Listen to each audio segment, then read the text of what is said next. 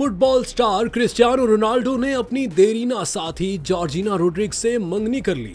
Georgina ने social media पर बड़ी अंगूठी की तस्वीर शेयर करते हुए स्पेनी जबान में लिखा, हाँ मैंने कबूल किया इस जिंदगी में और अपनी सब जिंदगियों में। जोड़ी की मुलाकात 9 साल पहले मैड्रिड के एक गुची स्टोर में हुई, जब रोनाल्डो रियल मैड्रिड के लिए खेल रहे थे। दोनों के 2 बच्चे हैं, जबकि जॉर्जिना रोनाल्डो के दीगर 3 बच्चों की भी परवरिश कर रही हैं।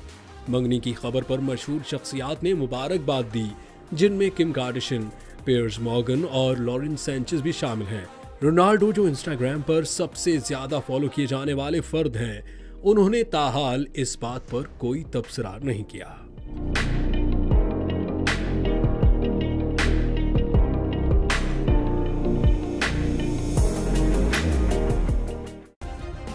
सब्सक्राइब करें और बेल दबाएं ताकि कोई खबर रह न जाए।